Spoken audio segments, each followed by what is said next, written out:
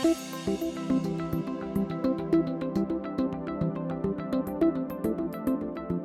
everyone, Rickard here from Corality Financial Group. I'd like to take a moment today to highlight some of the features that we use in the Corality Financial Model and what the benefits that brings to you as a decision maker.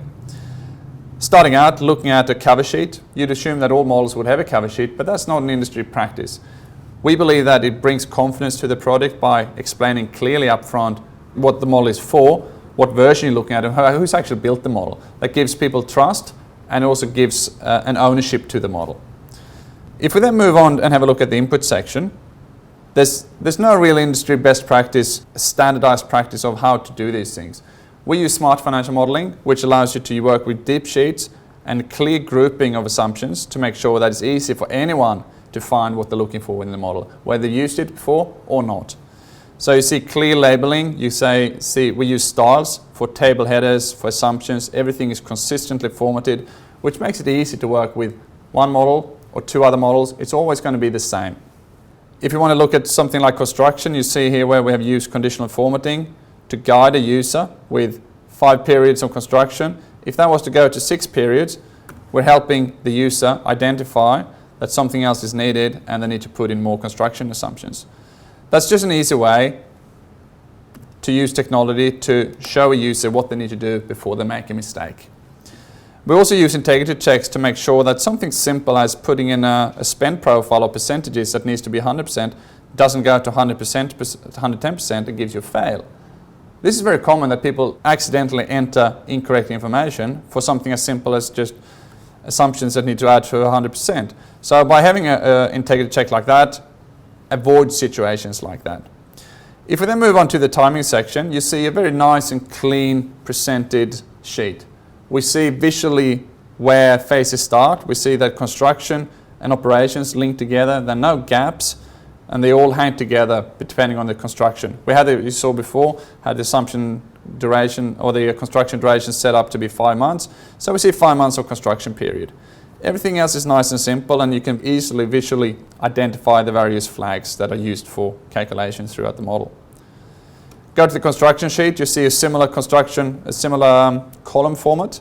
We have line summaries to make sure you can sense check the whole project assumptions, the whole lifetime of calculations into one cell so you can identify something's off by magnitude. Looking at operations, we keep the same construction format, always nice and clean, super simple calculations, as short as ever possible. And in this case, of course, the operations flag drive calculations, so we don't see any activated numbers before we're in operation. So that avoids any problems happening on sources and uses and calculations and that sort of stuff. Of course, a funding sheet is essential, depending on if you're looking at a project finance deal or M&A or a big PPP. Funding sheet was always going to have a lot of eyes on it, so it needs to be right. And in our view, the way to make sure that it's right is to keep it simple. The more complex an issue you're modeling, the more transparent the model needs to be. So in this particular case, we're looking at, say we're looking at the debt ratios, right? What's important is a ratio should be one number divided by another number. We shouldn't complicate it any further than that because it's complicated enough as it is. And we don't want any confusion based on complex calculations in the funding sheet. I'll skip the tax and depreciation sheet because there's not a whole lot of value to be brought into going that in too much detail. Instead, move on to the scenario sheet, which is the heart of the model. Of course, you need to build a base case model first, and that has to be right and robust. But we strongly believe that by bringing a powerful scenario manager on top of the model, that gives you that extra power to calculate the output matrices that decision makers need for decisions. So in this particular case, we see all the key drivers going down this page. Depending on your project, that will be operational efficiency or funding parameters or macroeconomic risks, whatever it might be, they got to be captured in here. We then define the scenarios going out from left to right. So in this case, we've got the base case, CapEx up, OpEx up. They can be easily activated through a simple switch, which then activates the other case. And then once that's activated, you can run through the summary sheet, print that, and make an informed decision on how that impacts things. We also link that to the data table structure, which allows you to produce an output matrix which compares all the decision metrics across every scenario all the time without any manual intervention. This is an enormous time saver that also ensures that all scenarios are calculated with full integrity every time. We even check the integrity checks and the signals through every scenario to ensure that you're not calculating something that's incorrect in some scenarios and in some situations. Every financial model needs outputs of financial statements. We need monthly financial statements, profit and loss, cash flow and balance sheets, of course, and annual versions of those as well, in the same presentation style as what we see in the calculation sheets. Whether you need them as financial years or calendar years, doesn't matter. Sometimes we do both, depending on your situation.